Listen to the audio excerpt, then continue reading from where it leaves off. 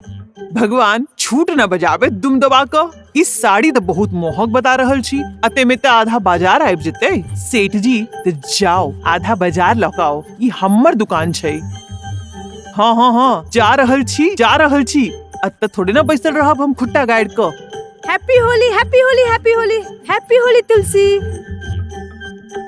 प्रिया, तोहर दिमाग खराब भ गेलो की? काकी हमर दिमाग घुमक कर थोड़े नहीं छे।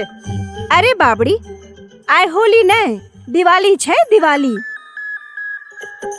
ओ माय गॉड, नाच नाच हमर दिमागे खराब भ गेले हन।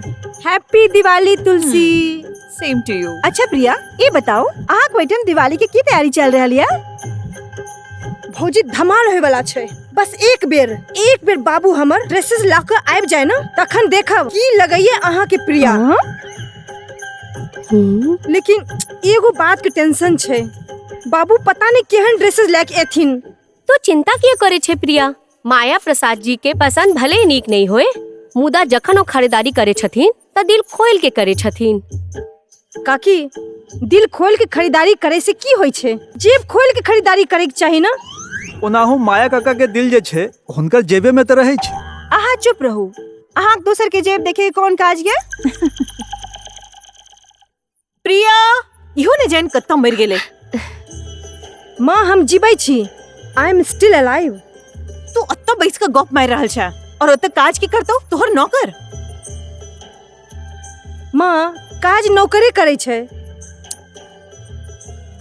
अरे आओ आओ कांति, भोर से काज करत करत थक गेल है, तनिक देर बैसू आराम करू। दीदी, भोर से हम नहीं हमर नौकर काज कर रहल छे। हाँ, तई में जोतावे के कौन काज छे? हमरा बुझल यहाँ के घर में नौकर ये। हम सब तो अपन घरक काज अपने करे छी।